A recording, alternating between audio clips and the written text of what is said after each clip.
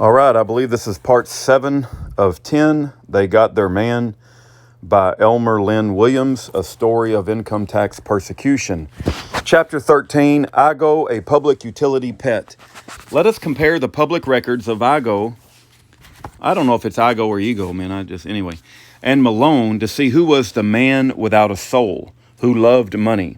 In addition to being a member of the legislature, Igo was appointed a member of the Chicago South Park Board in 1922. Chicago South Park Board. That's funny. In 1922.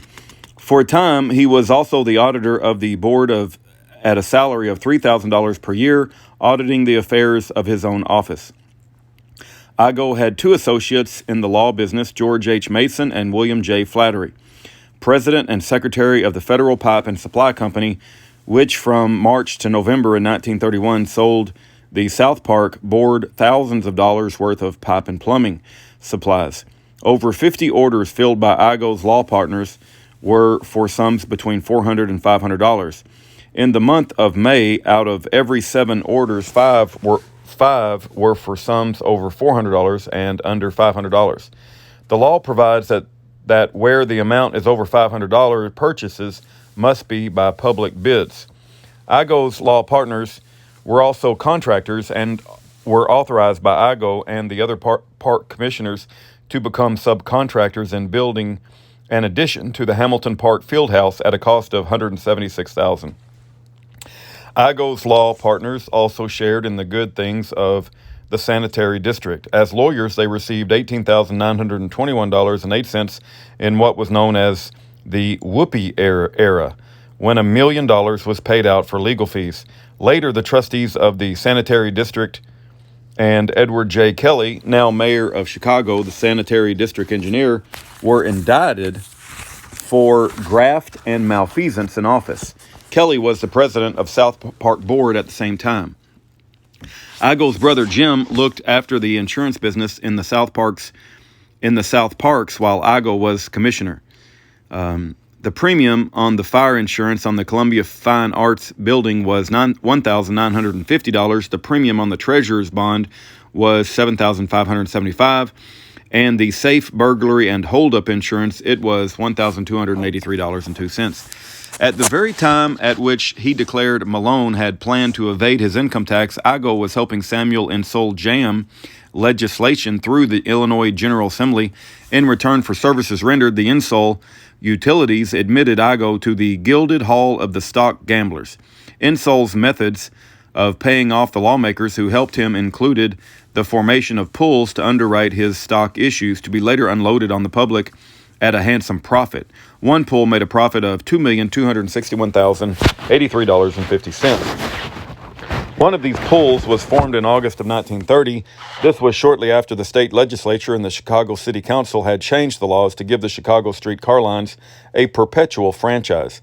In this pool, the subscribers were to pay in only 5%, and those who were let in on the ground floor were members of the legislature and city and county officials. Among those listed in the pool was the name of Michael L. Igo. His subscription was for $50,000 worth. But the best laid schemes of mice and manipulators gang aft agly and leave us naught but grief and pain. The scheme to unload on the unwary failed. Of the grief and pain experienced by the schemers, permit an editorial from the Chicago Herald and Examiner to speak. Friends Romans, if you have tears, prepare to shed them now. Will the people of Chicago feel moved to arrange some sort of a benefit for the insiders in the great Insull crash? There was a tragedy. They couldn't buy treasury stock on a payment of 5% down. Only the insiders were in on this deal. There was every expectation that the insider could buy $25,000 worth of stock for a down payment of $1,250 and hold it until it was worth $50,000. In that way, the insider would see his $1,250 cash investment grow quickly into a return of $50,000. But something went wrong, and the insider cannot get back his $1,250, and if he had not already paid it, it still owes Insull Utility Investments Incorporated $3,814.96. Shall we weep with the insiders, or shall we start a fund to establish a brass tablet orating a notable incident in the history of the sucker state? Brass would be fitting. The little fellows failed to play their part in the game. They were supposed to buy the stock issued to the $6 million pull. Some of them did their share and paid as high as $70.50 a share for stock that had been sold to insiders for $50, $2.50 in cash, and balance win, Herald and Examiner. Some of the members of the $6 million pool paid an additional 15% when called upon. Some gave notes for the 15%, but the press of September the 30th, 1932 reveals that when Michael L. Igo got the call for $7,629.91 on his $50,000 subscription, he did not answer. After his appointment as federal judge, Igo made some kind of settlement on what terms the press did not disclose. When Malone and Igo were both candidates for governor of Illinois in 1932, Malone declared by speeches over the radio and in public halls that the Attorney General of the state should furnish the legal services for the people in such matters as closed banks, and that the state auditor should supply the accounting and clerical staff. Both the Attorney General and the state auditor, he declared, should serve the banks and the people without fees. This, he reminded the taxpayers, would be only just and proper, for both the Attorney General and the auditor have large appropriations paid by the taxpayers, and they should be served in such emergency. In the Illinois state banks, which collapsed during that depression, $169 million of depositors' money was lost. Lawyers and their aides have already gotten over $6 million in fees. Millions have gone to receivers and have been washed out by liquidations. Where was Igo in that crisis? He was among the lawyers gorging themselves at a feast at the expense of the innocent depositors. In a following chapter, we will show that Igo accepted thousands of dollars from a multimillionaire bootlegger, George Remus, during Igo's campaign for state attorney of Cook County. Might it not be truthfully said, Igo loved money. He loved money, and he got some of it from the lords of the underworld, and some from the lords of the plunder bund of Chicago. Malone's economical administration. In contrast with the name of Igo appearing on many public payrolls and as the recipient of a utility PAP, the official records show Malone not only served the public courageously, but with utmost economy. The appropriation for the state tax commission under Malone for 1929 to 31 were wages and salaries, $35,737.19, office expenses, $12,950, travel, $2,980. Total expenses for Malone's administration, $51,668.15. The 1937 appropriation for the then commission for the same length of time is as follows: wages and salaries, $209,000, office and expenses, $30,000, travel, $30,000. Total expenses by Malone's successors, $269,860, compared with $51,668 by Malone. The 1939 appropriation for the tax commission's biennial expense amounted to $307,005. In other words, for 39 and 40, the tax commission spent nearly 6 times as much of the taxpayers' money for the same length of time as was spent while Malone was chairman. But what I started to say is that Michael Igo has been a public utility pet, subservient to the promoters of sinister schemes. On page 126 is a black and white photograph of Judge J. Earl Major. Judge Major, in response to the plea of Igo, upheld the conviction of Malone, then doffed his judicial ermine, donned his dinner jacket, and hied him away to the home of Mayor Kelly to join a board of strategy to promote the candidacy of Igo for a seat in the U.S. Senate. Later, he journeyed to Springfield to preside at a political meeting at which Igo publicly began his unsuccessful campaign in the senatorial race. Chapter 14, The Appeal. Malone and his attorneys approached the United States Circuit Court of Appeals with renewed confidence. His attorneys, one a former judge and an ex-United States senator and the other a specialist in income tax law, assured him that if open-minded, intelligent judges would carefully study their briefs, the unjust verdict in the lower court would be reversed. I will not detain you with legal arguments, but I must report a startling admission by Igo before the court. First, Igo said if Malone really received the money in 1920 to which he testified, then the government has no case against him. Second, the prosecutor's defense of the false, misleading statements and slanders, personal abuse made to the jury was that so few witnesses could be found to testify that they had to resort to the kind of prosecution employed in order to obtain a conviction. Attorney Arthur R. Robinson, a former judge and ex-United States Senator, presented the oral argument to the United States Court of Appeals. A portion of the written brief is embodied here. The prosecutor's argument debunked. The fallacy of the government's case was briefly stated in the following paragraphs by Senator Robinson. Here is the real attack. Not that the government has proved its case with evidence. The argument of the government is Malone had the currency. He knew where it came from. If it was not income, he would have revealed its source. He did not do so. Hence, it was income. It is like saying the unknown factor is either gold or something else. The government does not know. The defendant does. To convict, the government must prove gold. It did not do so.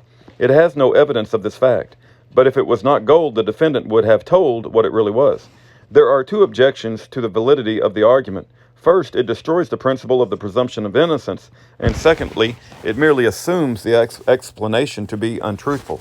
William H. Malone moved to Park Ridge in 1906 and started in the real estate business. He has lived there ever since. In this land of opportunity, he was ambitious. In 1910, he was chosen mayor. In 1912, he was elected a member of the State Board of Equalization.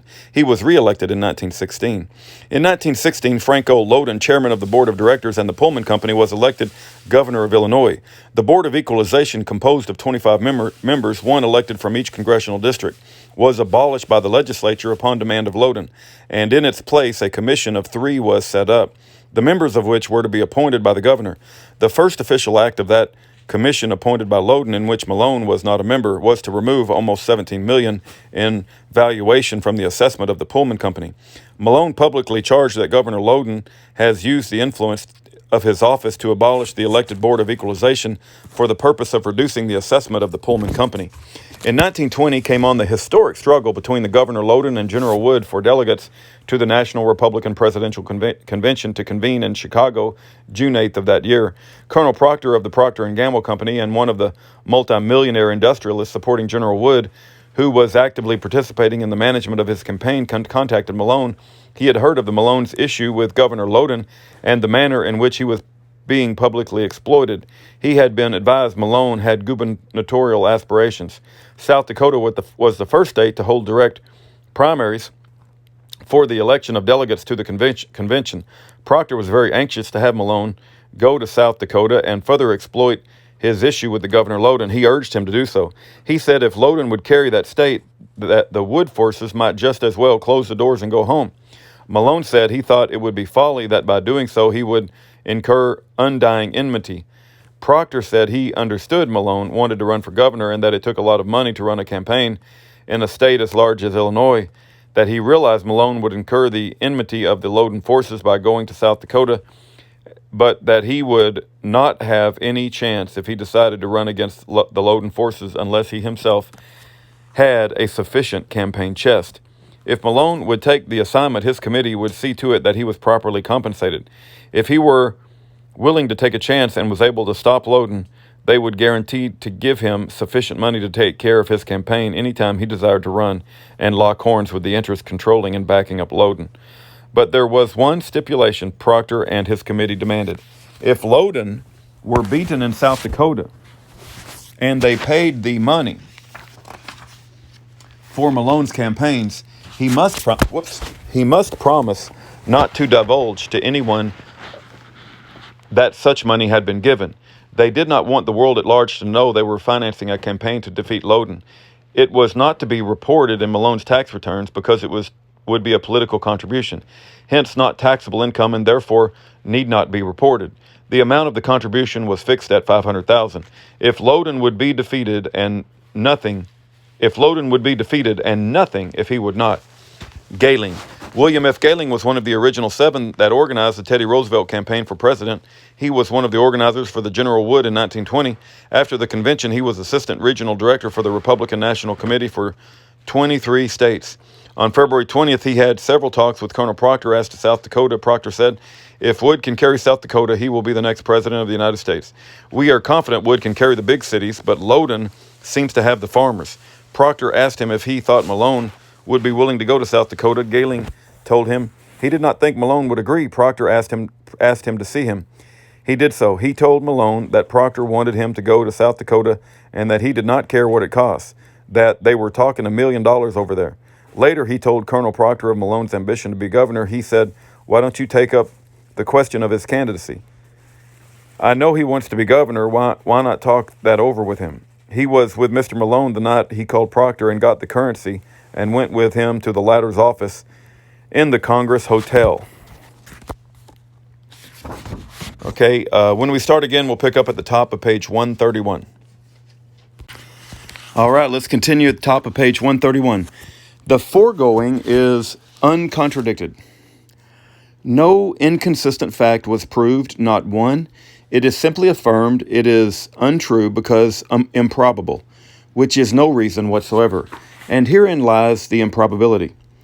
Certainly, it is not in the unimportance of South Dakota. It was the first state to hold primaries. It was the first time the actual voters were given a voice.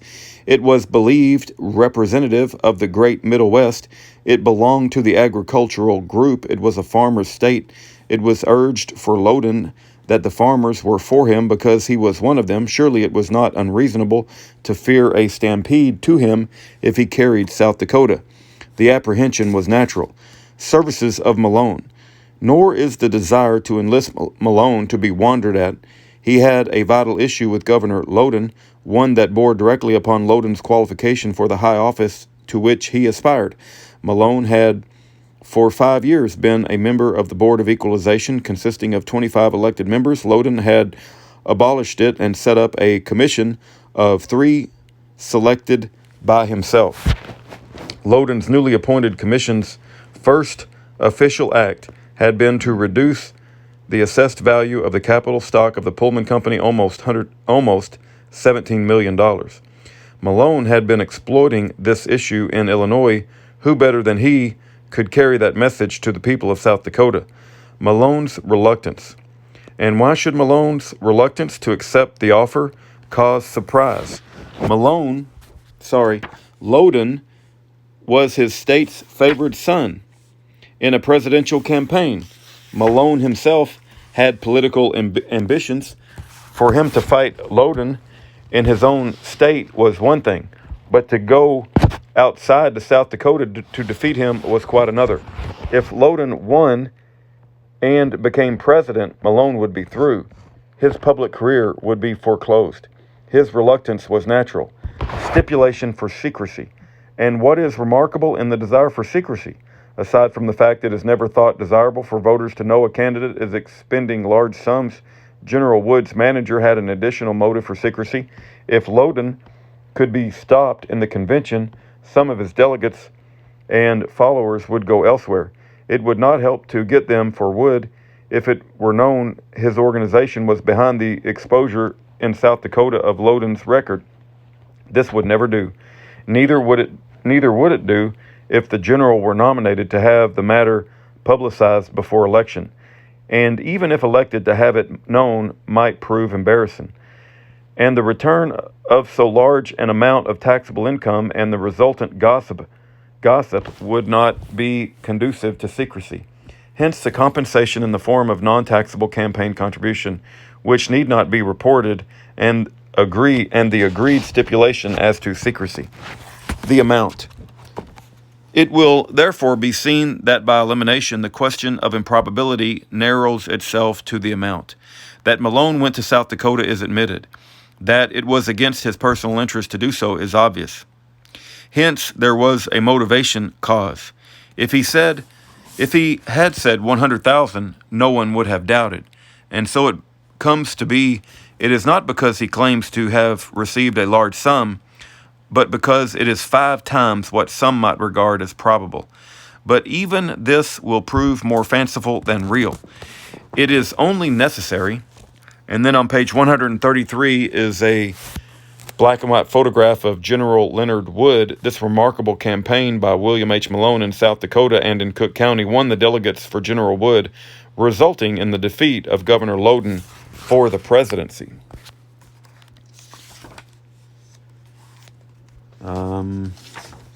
It is only necessary to consider the matter from the standpoint of those seeking to control a national election, that these groups always include the membership, the tycoons of industry and finance is common knowledge. One need only to look at the hotel registers in the convention city and the list of private cars on railroad sidings.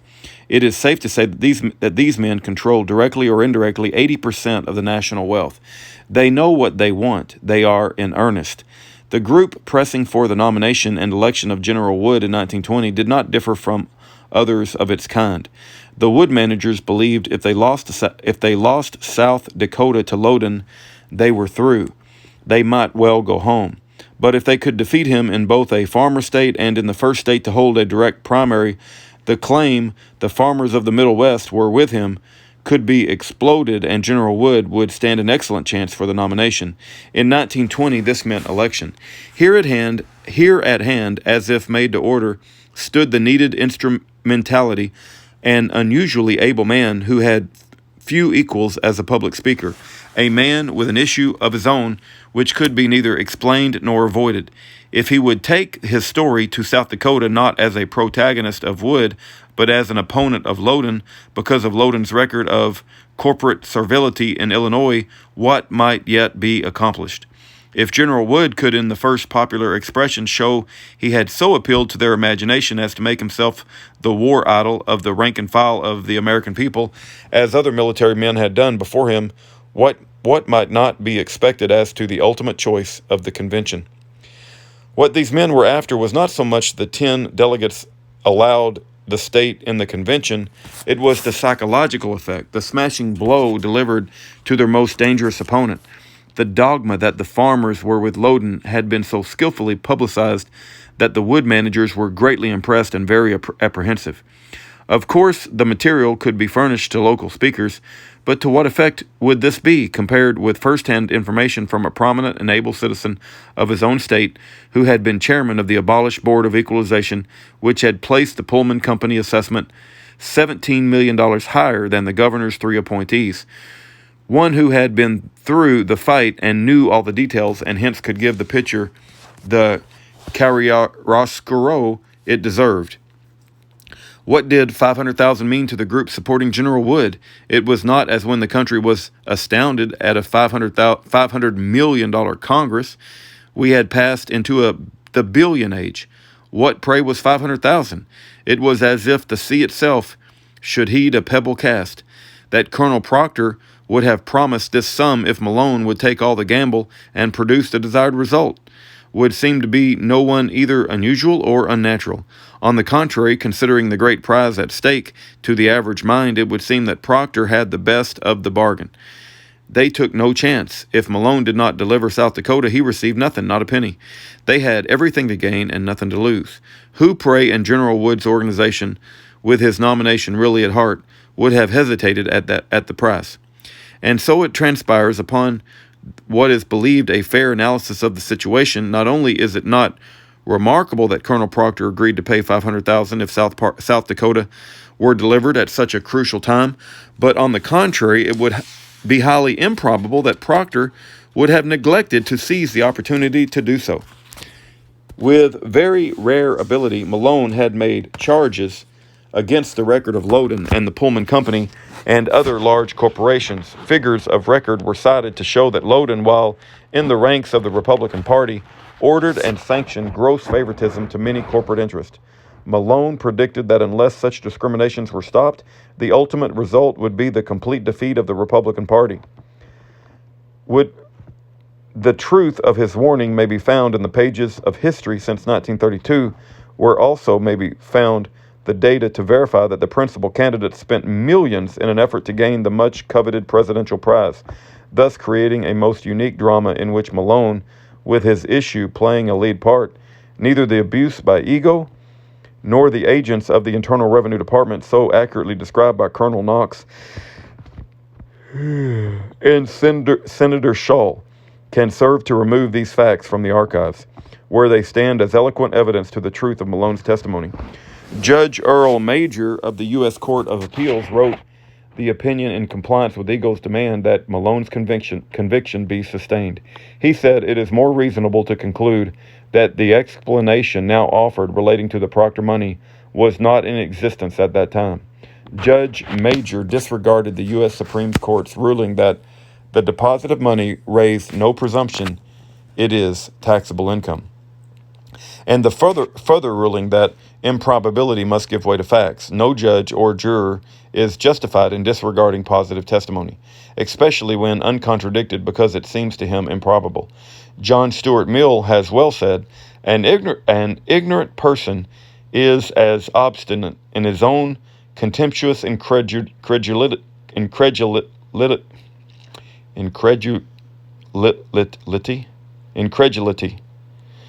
Let me try that again, sorry. An ignorant person is as obstinate in his own contemptuous incredulity as he is unreasonably credulous. That is a mouthful. And then on page 137, there's a black and white photo of a bunch of men in suits, a whole bunch of men, men standing up and then men sitting on couches in front of them. And underneath it says, a board of strategy that met at the home of Mayor Kelly to promote the campaign of Michael L. Ego for a seat in the U.S. Senate.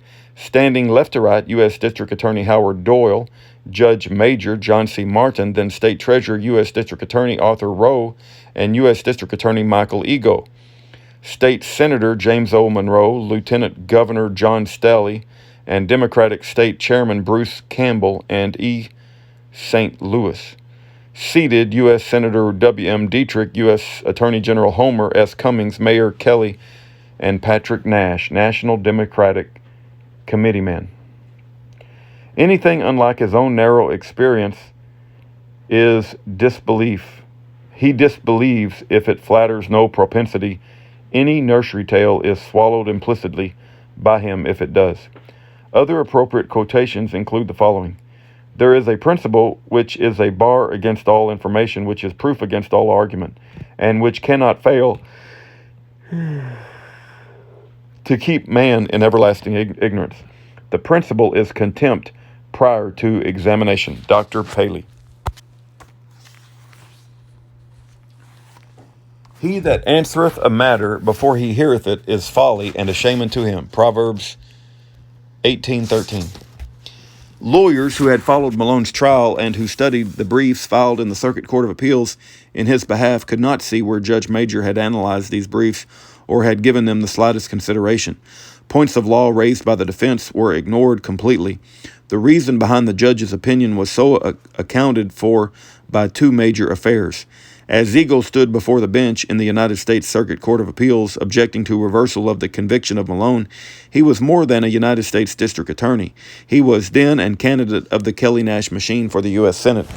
The fact was generally known, but Judge Major's deep interest in the success of Eagle's candidacy was not even suspected. His position on the federal bench for life excluded any such thought. After Judge Major had written the opinion upholding Eagle's plea against Malone, he went to a house party at the home of Mayor Kelly, one of Chicago's major tax dodgers. The party was, in fact, a board strategy assembled to promote Eagle's senatorial candidacy. A few days later, Judge Major went to Springfield, where he acted as chairman of the first political mass meeting held in Eagle's campaign. It was then that Malone and his friends became fully aware that his plea for justice in the U.S. Circuit Court of Appeals had been addressed to a closed and prejudiced mind, a mind already absorbed with the political fortunes of the federal prosecutor Ego, who had urged his political pal, Judge Major, to sustain the conviction of Malone. What they're saying is there's a relationship between the prosecuting attorney and the district attorney and the judge. Chapter 15, Margaret A. Hailey. An entire chapter is needed to disclose the important role played by the late Miss Margaret Hailey in the career and destiny of William H. Malone. Carter H. Harrison, in his book Stormy Years, says of Miss Hailey, There was no discounting her vigor, nor was she squeamish in her methods. Openly or undercover, the fight went on relentlessly. Judge Robert Jerome Doone, a son of the late Governor Doone, and one of the speakers at a memorial service for Miss Hailey March 5, 1939, selected loyalty as the cardinal principle which directed her life.